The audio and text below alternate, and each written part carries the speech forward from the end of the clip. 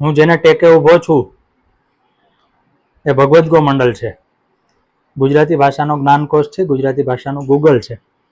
અને હું ટેકે ઊભો છું એટલે આ રીતે ટેકે ઊભો છું એમ નહીં. હું લેખક ને પત્રકાર છું એટલે દરેક લેખક, પત્રકાર, સાહિત્યકાર અને શબ્દ સાથે કામ પાડતા સૌ કોઈનો ટેકો એક સમયે ભગવદ્ ગોમંડલ હતો. કારણ કે કોઈ નવો શબ્દ આવે તો એનો અર્થ ક્યાંથી શોધવા જવો, તો એનો એક જ જવાબ હતો ભગવદ્ ગોમંડલ. આજની પેઢીને ભગવદ્ ગોમંડલ શબ્દ નવો લાગશે અને શું છે એની નવાઈ પણ લાગશે. કેટલાક રજવાડાઓ પ્રખ્યાત છે, એમાંનું એક છે ગોંડલ. ગોંડલ રાજ્ય તેની કેળવણી માટે બહુ જાણીતું હતું, એટલે એ જમાના કરતાં બહુ આગળ હતું. એના મહારાજા ભગવતસિંહ, જેના નામે જગતમાં સૌથી લાંબા શાસન કરનારાઓ શાસકો છે એ પૈકીના એકનો રેકોર્ડ છે. એટલે આપણને રાણી એલિઝાબેથે આટલા વર્ષ શાસન કર્યું યાદ ન હોય, પણ ભગવતસિંહનું શાસન 72 વર્ષ જેટલું લંબાય છે. ભગવતસિંહ રોજબરોજની ભાષામાં, રોજબરોજની વાતચીતમાં નવા શબ્દો સાંભળતા તો એમને નવાઈ લાગતી કે આ શબ્દનો અર્થ શું થતો હશે. દરેક વ્યક્તિ દરેક શબ્દનો અર્થ જાણતો હોય એવું જરૂરી નથી. તો શબ્દકોશમાં તો શબ્દની સાચી જોડણી લખી હોય, નાનો એવો અર્થ પણ હોય અને કદાચ ન પણ હોય. એટલે ભગવતસિંહે નક્કી કર્યું કે આપણે શબ્દો, પહેલા તો નવા શબ્દો જાણવા અને પછી એનો અર્થ સમજવો. એટલે પોતાને મળવા આવનાર લોકો જે શબ્દો બોલે નોંધી લેતા. ધોરાજી ઉપલેટા જે એમનો ગઢ હતો, ગોંડલ રાજ્યનો ભાગ, ત્યાં ફરતા હોય ને ખેડૂતોને મળે ને ખેડૂત કોઈ નવો શબ્દ બોલે તો એ પોતાનું અંગરખું છે એની બાંય ઉપર લખી લેતા. ઘણીવાર કંઈ કાગળ ન હોય તો કે ભાઈ આ નવો શબ્દ આજે મળ્યો. એવી રીતે એણે 20,000 શબ્દો ભેગા કર્યા. પછી એમને વિચાર આવ્યો કે આ બધા શબ્દો મેં તો એકલાએ 20,000 ભેગા કર્યા, પણ આવા તો કેટલા હશે, ગુજરાતી ભાષામાં કેટલા બધા શબ્દો હશે. એમણે નક્કી કર્યું કે આપણે એક કોષ બનાવીએ અને કોષનું શું નામ આપીશું, તો એના માટેની સ્પર્ધા રાખી. એટલે જાત જાતના નામો મળ્યા, એમાંથી ભગવદ્ ગોમંડલ નામ પસંદ થયું. ભગવત એટલે મહારાજા ભગવતસિંહ અને ગોમંડલ એટલે ગોંડલ આપેલો જ્ઞાનકોશ. 1928માં બારડોલીમાં જ્યારે સરદાર પટેલ સત્યાગ્રહ કરતા હતા ત્યારે ગોંડલમાં શબ્દનો સત્યાગ્રહ શરૂ થયો. 1928ની 1 ઓક્ટોબરે ભગવતસિંહજીએ આ ગ્રંથનું વિધિવત શરૂઆત કરાવી, એટલે કે ગ્રંથ બનાવવાની શરૂઆત કરી. પ્રકાશન તો વર્ષો પછી 1944થી શરૂ થયું અને 1928થી લઈને 26-27 વર્ષ પછી આના 9 ભાગ પ્રગટ થયા. ગુજરાતી ભાષાના તમામ શબ્દો એટલે કે એ આ ગ્રંથ બન્યો ત્યાં સુધીના. હવે નવા શબ્દો ઉમેરાણા હોય, આપણે રીલનો અર્થ જોવા જઈએ તો ન મળે, આપણે યુટ્યુબનો અર્થ જોવા જઈએ તો ન મળે. ગુજરાતી ભાષામાં આજે વપરાતા હોય એવા ઘણા શબ્દોનો અર્થ ન મળે, કારણ કે જે પાછળથી આવ્યા છે. નવી પેઢીના શબ્દો હોય એના અર્થ ન મળે, પણ જે પહેલા ગુજરાતી ભાષામાં બોલાતા હતા, બોલાય છે, એ બધા જ શબ્દોના અર્થ, નામના અર્થ, ગામનો મતલબ, એ બધું જ આ ગ્રંથોમાં આપ્યું છે અને કક્કાવારી પ્રમાણે ગોઠવ્યું છે. એટલે જે પહેલો ભાગ છે એમાં અ અને અ ના જ 900 પાના છે. એટલે એમાં અમદાવાદ વિશે પણ આવે છે. એ પહેલા ભાગની શરૂઆતમાં મહારાજા ભગવતસિંહનું ચરિત્ર અને એમણે કયા સંજોગોમાં ગ્રંથની શરૂઆત કરી એ પણ છે. 9 ભાગમાં મળીને 2,82,000 જેટલા શબ્દો છે. પછી એના અર્થને આપણે ઉમેરીએ તો કુલ 8 લાખથી વધારે શબ્દો આ 9 ભાગમાં સમાવી લેવામાં આવે છે. એમાં રૂઢિપ્રયોગો છે, કહેવતો પણ છે. માત્ર ગુજરાતી નહીં, ગુજરાતીમાં અન્ય ભાષામાંથી આવેલા શબ્દો પણ છે. એટલે કુલ 24 ભાષાના શબ્દો છે, જેને આપણે ગુજરાતી ગણીએ છીએ એવા. આમાં ભગવદ્ ગોમંડલ તમને કદાચ દેખાતું હશે અને એના પડતા કેટલાક શબ્દો લખ્યા છે. જ્યાં ગ્રંથ શું છે એ સમજૂતી આપે છે, જેમ કે સમૃદ્ધિનો સાગર, વિશ્વકોશ, ભવ્ય ભાષા ભંડોળ, અખૂટ જ્ઞાન ભંડાર, ગુજરાતીનો સંસ્કૃતિ ગ્રંથ, ગુજરાતી ભાષાનું ગૌરવ, સર્વજ્ઞાન સંગ્રહ, એક મહાન શબ્દકોશ અને ગુજરાતી ભાષાની અસ્મિતા. પહેલો ભાગ પ્રગટ થયો ત્યારે કોને અર્પણ કર્યો છે? પુસ્તક પ્રગટ થાય ત્યારે કોઈને અર્પણ કરીએ તો વાક્ય બહુ વાંચવા જેવું છે અને આપણને ગુજરાતી તરીકે ગૌરવ પણ થાય. ભગવતી માતૃભાષાને અર્પણ. આપણી માતૃભાષાને ભગવતી તરીકે નો દરજ્જો આપ્યો છે અને આગળ લખ્યું છે શબ્દ બ્રહ્મ, પ્રજ્ઞાન બ્રહ્મ, બ્રહ્મનું બ્રહ્માર્પણ ન્યાય. એટલે શબ્દ જો બ્રહ્મ હોય તો માતૃભાષા એ બ્રહ્મ જ છે ને માતૃભાષાને જ આ શબ્દોનો કોષ આપણે અર્પણ કરીએ છીએ. મારી પાસે જે આવૃત્તિ છે 1986ની છે, એટલે મારા જન્મ વખત. આજે તો સ્થિતિ એવી છે કે આપણને સરેરાશ ગુજરાતીને સાચું ગુજરાતી લખવા, વાંચવા, બોલવાની પરવા નથી. મારા જેવા લેખકો, પત્રકારો, સંશોધકોને સાચા ગુજરાતીની જરૂર પડે. એક સમય એવો હતો કે સાચું ગુજરાતી બોલાય એવો વ્યાપક સમાજનો આગ્રહ રહેતો, લખાય એવો પણ રહેતો. અને સામે પક્ષે માહિતી મેળવવાના ગ્રંથો કે માહિતી મેળવવાના સ્ત્રોત ઓછા હતા. કોઈ શબ્દનો અર્થ જાણવો છે કે એની ઉત્પત્તિ જાણવી છે તો ક્યાંથી જાણવું? એટલે શબ્દકોશ જેવી મર્યાદિત સામગ્રીઓ હતી, ગ્રંથો હતા, પણ એ બધા પાસે ન હોય. એ સંજોગોમાં જાણકારી મેળવવા માટે ભગવદ્ગો મંડળ પોતાની પાસે હોવો એ શિક્ષકો, પત્રકારો, લેખકો, સાહિત્યકારો માટે ગૌરવનો વિષય ગણાતો.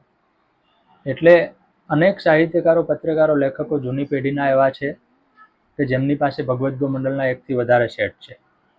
જેમ કે નગેન્દ્ર વિજય પાસે ભગવદ્ગો મંડળના 5 સેટ એમણે ખરીદ્યા. મારા જેવા નવી પેઢીના ઘણા ભાષાના ચાહકો, ભાષા સાથે કામ કરનારા લોકો પણ ભગવદ્ગો મંડળ રાખે છે. હવે એવું છે કે ભગવદ્ગો મંડળના 9 ભાગ તમારી પાસે ન હોય તો તમને ભાષા પ્રત્યે પ્રેમ નથી એવું નથી. કારણ કે પ્રવીણ પ્રકાશને, જેનું આમણે પ્રકાશન કર્યું છે, પ્રવીણ પ્રકાશને ભગવદ્ગો મંડળને ઓનલાઈન મૂકી દીધો છે અને મફત કરી દીધો છે. એટલે કોઈ પણ વ્યક્તિ ગુજરાતી લેક્સિકન ઉપર કે ભગવદ્ગો મંડળ ઓનલાઈન ઉપર કે ભગવદ્ગોમંડળ.com એવી 3 અલગ અલગ વેબસાઇટ છે, એના ઉપર જઈને એના અર્થો જાણી શકે છે. એટલે હવે આ ગ્રંથ વાપરવો હોય તો ખરીદવાની જરૂર નથી. ઘણા લોકો આ ગ્રંથનો નિયમિત ઉપયોગ કરે છે છતાં પણ ખરીદતા નથી. એનું મોટું કારણ છે એની જગ્યા. દરેકના ઘરમાં 9 ગ્રંથો રહી શકે એટલી જગ્યા નથી હોતી. બીજું કે 9 ગ્રંથોનું વજન 30 કિલો થાય છે. એટલે એક ગ્રંથ આપણે નાની ચોપડી વાંચવા ટેવાયેલા હોય અને આ ગ્રંથ ફેરવવો હોય અઘરું પડે. તો ભગવતસિંહજીએ 20,000 શબ્દો આપી અને આ કોર્સની શરૂઆત કરી. ચંદુલાલ બેચરભાઈ એ વખતે એમના શિક્ષણ મંત્રી અથવા તો મહત્વના સલાહકાર હતા. એમને આ કામ સોંપ્યું. જ્યાં જગ્યાએ આ કામ શરૂ થયું અને કોર્સ કચેરી એવું નામ પણ આપવામાં આવ્યું. અને એમનું કામ જ હતું કે સર્વત્રથી નવા શબ્દ શોધો. લોકો જે બોલતા હોય એ બધું જ આમાં હોવું જોઈએ. હવે આપણને એમ થાય કે મહારાજાએ તો આદેશ આપી દીધો એટલે 9 ગ્રંથો છપાઈને આવી ગયા હોય ત્યારે સીધા જોવા મંગાવ્યા છે, એવું નથી. રોજે રોજ જેટલા પાના તૈયાર થઈ જાય એનું પ્રૂફ મહારાજા પાસે વાંચવા જતું. એમનું ગુજરાતી બહુ સારું હતું. પરદેશી ભાષા ઉપર પણ એટલો કમાન્ડ હતો. ઢગલાબંધ ડિગ્રીઓ હતી જે આમાં લખેલી છે. એ મહારાજા એમાં વાંચે, સુધારે અને ઘણા શબ્દોની સામે કાઉન્સમાં ડી લખે. એટલે કે ડિક્શનરીનો ઉપયોગ કરીને આ જે શબ્દ છે એનો વધારે અર્થ આપો. કારણ કે એની પાસે તો બધી જાત જાતની ડિક્શનરીઓ અને બધું અંગ્રેજી સાહિત્ય હતું, પણ ઉદ્દેશ પોતાની ભગવતી માતૃભાષાને સમૃદ્ધ કરવાનો હતો. એટલે એમણે આ કામ 27 વર્ષ સુધી ચાલ્યું. 27 વર્ષે કામ પૂરું થયું, બધા ગ્રંથો તૈયાર થયા. પછી એનું પ્રકાશન કર્યું અને 500 નકલો જ છાપી. કારણ કે કહ્યું એમ બધા લોકો આને ખરીદે નહીં. પ્રવીણ પ્રકાશન ચલાવતા ગુજરાતના સૌથી મોટા પ્રકાશકો પૈકીના એક પ્રવીણ પ્રકાશનના સંચાલકોએ નક્કી કર્યું કે આપણે આને ફરીથી છાપીએ. 1986માં જ્યારે આને ફરીથી છાપવાનો પ્રોજેક્ટ હાથમાં લીધો ત્યારે એનો ખર્ચ 86માં એટલે 40 વર્ષ પહેલા 42 લાખ હતો. અમદાવાદ જેવા શહેરમાં 2 બેડરૂમનો ફ્લેટ મળે એટલો ખર્ચ માત્ર 9 ગ્રંથો પ્રગટ કરવાનો હતો. તો 42 લાખનો ખર્ચ કરી અને પ્રગટ કર્યા પછી કોણ ખરીદશે એ પણ સવાલ હતો. પણ પ્રવીણ પ્રકાશન નક્કી કર્યું કે આપણે કરીશું, કારણ કે આ પૈસા માટે નહીં, આ ભગવતી માતૃભાષાની સેવા માટે પણ કરવું જોઈએ. એટલે પ્રવીણ પ્રકાશને ગ્રંથોનું ફરીથી પ્રગટીકરણ કર્યું અને સદભાગ્ય બધા જ નકલો વેચાઈ ગઈ. ત્યારે આ ગ્રંથો પ્રત્યે લોકોનો પ્રેમ કેવો હતો, લાગણી કેવી હતી એનું એક ઉદાહરણ પણ નોંધાયું છે કે ગોંડલમાં ઉમિયા મહોત્સવ ચાલતો હતો. ત્યાં આ ગ્રંથોને પ્રદર્શન માટે મૂકવામાં આવ્યા હતા. જે લોકો ખરીદી નથી શકતા અથવા લાઇબ્રેરીમાં નથી જતા પણ એ જોઈને અભિભૂત થાય એટલા માટે. તો એક ભાઈ આવ્યા જે સુરતના કોઈ કારખાનામાં મજૂરી કરતા હતા, મોટી વયના હતા. એણે આવીને પોતાની પાઘડી ઉતારી ગ્રંથો આગળ અને એને પગે લાગ્યા. એટલે ત્યાં હાજર પ્રવીણ પ્રકાશનના સંચાલકોએ એમને પૂછ્યું કે તમે આવું શા માટે કર્યું? તો કે આ તો આના ચરણોમાં તો જેટલું ધરીએ એટલું ઓછું છે. અને એણે કીધું કે મારે ખરીદવો છે બધા ભાગો, પણ મારી પાસે 7,500 રૂપિયા નથી. એટલે કીધું કે હું અત્યારે 200 રૂપિયા આપું છું અને દર થોડા સમયે તમને 200 રૂપિયા મોકલીશ. જ્યારે 7,500 જમા થઈ જાય ત્યારે તમને મને ગ્રંથો મોકલી દેજો. એટલે પ્રવીણ પ્રકાશનના સંચાલકોએ એમને ગ્રંથો તુરંત મળી જાય વ્યવસ્થા કરી. 7,500 રૂપિયા મળે એની રાહ ન જોઈ. એટલું જ નહીં, પ્રવીણ પ્રકાશને પછીથી આખા ગ્રંથને ઓનલાઈન મૂકી દીધું જેથી કોઈ પણ વ્યક્તિ વાપરી શકે. કારણ કે એમનો ઉદ્દેશ પૈસા કમાવાનો નહોતો. આજે પણ કોઈ છાપે તો આમાંથી પૈસા કમાઈ શકે એવું બિલકુલ શક્ય નથી. આ ગ્રંથના કોપીરાઇટ ગોંડલ નગરપાલિકા પાસે છે. એના સર્જક તરીકે ભગવતસિંહજી અને અન્ય ટીમના છે. 9મો ભાગ છે, એમાં તો ફોટા પણ પ્રકાશિત કરેલા છે. વચ્ચે વચ્ચે જરૂર પડી તે નાના મોટા કોષ્ટકો પણ આપેલા છે, જેથી સમજનારને સમજ પડે. ભગવતસિંહ આગળ કોઈ નવો શબ્દ આવે અને એને સમજાય નહીં તો આ ગ્રંથના જે કોષકર્તાઓ હતા એમનો કાં તો એ વસ્તુનો નમૂનો લઈ આવે. તો કોઈ ઘાસનું નવું નામ આવ્યું છે, આ ઘાસ આપણે જોયું નથી, તો ઘાસ લઈને આવે રાજ દરબારમાં કે જુઓ આ ઘાસ આપણે લખીએ છીએ. કોઈ પ્રાણી નાનકડું હોય જે આપણે જોયું નથી, તો એ પ્રાણી શક્ય હોય તો લઈને આવે. એવું શક્ય ન હોય તો ચિત્ર બનાવીને બતાવે કે આપણે જે શબ્દ લખીએ છીએ એ આવું દેખાય છે, કારણ કે બધું જ આપણા રાજ્યમાં હોય એવું જરૂરી નથી. એટલે ગ્રંથ બનાવવા માટે કેટલી મહેનત થઈ એનું ઉદાહરણ છે. પછી એમાં કેટલી ભાષાઓ છે, એટલે કે આપણી ગુજરાતી ભાષા કેટલી ભાષાઓની બનેલી છે, જેમ કે અરબી, અપભ્રંશ, અવસ્થા, અંગ્રેજી, ગુજરાતી, ગ્રીક, જૂનું ગુજરાતી, તમિલ, તુર્કી, તેલુગુ, દેશ્ય, પહેલવી, પોર્ટુગીઝ, પ્રાકૃત, ફારસી, ફ્રેન્ચ, મરાઠી, મલયાલમ, યુનાની, લેટિન, સંસ્કૃત, સ્પેનિશ, હિન્દી. 24 ભાષા થાય છે. જે લોકો એમ કહેતા હોય કે ગુજરાતી ભાષામાં બિન ગુજરાતી શબ્દો ન હોવા જોઈએ, એમને ખબર પડવી જોઈએ કે 24 ભાષા છે અને શબ્દો નીકળી જાય તો કેટલા બધા આપણા રોજિંદા શબ્દો છે એ બાદ થઈ જાય. પછી વ્યાકરણ સંક્ષેપ આપ્યા છે, એટલે ભાષાનું દરેક શબ્દનું વ્યાકરણ હોય. જેમ કે શબ્દ છે અવ્યય છે, ક્રિયાપદ છે, સ્ત્રીલિંગ શબ્દ છે, પુલ્લિંગ શબ્દ છે. પછી નિશાનીઓ પણ આપી છે, એની પણ સમજ આપી છે. ભગવદ્ ગોમંડલ વિશે કોઈને જાણવું હોય કે ભગવતસિંહ વિશે જાણવું હોય તો એની માહિતી પણ સ્વાભાવિક રીતે આમાં સમાવેલી હોય છે. 7મો ભાગ છે, એમાં 6552 પાના સળંગ ગણ્યા છે, દરેક ગ્રંથના અલગ નથી ગણ્યા. ભગવતસિંહજી વિશે 1, 2, 3.5 પાના છે. પછી ભગવતી શબ્દનો અર્થ છે. પછી ભગવદ્ ગીતા વિશે પણ છે. સ્વાભાવિક રીતે ભગવદ્ ગીતા વિશે તો ઘણું લખાણ છે. પછી ભગવદ્ ગોમંડલ પોતે છે, જેમ કે આના માટે કેટલા નામ મળ્યા હતા, શબ્દ સંગ્રહ નામ રાખો, વ્યાપક વાણી નામ રાખો, સમૃદ્ધિવાન નામ રાખો, એવા બધા જાત જાતના મળ્યા હતા. એ બધા શબ્દો ભેગા કરીને નામ અપાણું છે. કેટલીક વાર એવું બને કે કોકને એક જ ભાગ જોઈતો હોય તો જરૂર પ્રમાણે અમુક ભાગોનું પુનઃ પ્રકાશન પણ થયું છે, પણ સામાન્ય રીતે આખો સેટ જ વેચવામાં આવે છે અને આખો સેટ લેવાની જ મજા છે. અલબત્ત હવે કંઈ વેચાણનો પ્રશ્ન રહ્યો નથી, કારણ કે હવે તો આખો ઓનલાઈન છે. અને એક ભાગમાં લખ્યું છે કે પહેલા ભાગના પાના છે 902, એમાં શબ્દો છે 26,000થી વધુ અને અર્થ છે 51,000થી વધુ અને રૂઢિપ્રયોગ 1,300થી વધુ છે. એવી રીતે દરેક ભાગમાં કેટલા શબ્દો, કેટલા અર્થ, કેટલા રૂઢિપ્રયોગ છે એનો સરવાળો જોઈએ તો કુલ 9,270 પાના છે, એટલે લગભગ 10,000 પાના તમે ગણી શકો, કારણ કે પૂઠા બહુ જાડા છે. અને એટલે જ આને 40 વર્ષ થવા આવ્યા છતાં મોટાભાગના ગ્રંથના પાનાઓને નુકસાન નથી થયું, પીળા નથી પડ્યા અને ફાટી જાય એવા તો ખાસ નથી રાખ્યા, કારણ કે નહીતર આવો ગ્રંથ કોઈને વારંવાર વસાવો પોસાય નહીં. તો પહેલા 9 ભાગની પાનાની સંખ્યા 9,270 છે, શબ્દ સંખ્યા 2,81,377 છે, એના અર્થ 5,40,455 છે. એટલે એ રીતે કુલ 8 લાખથી વધુ જેવી સામગ્રી થાય છે.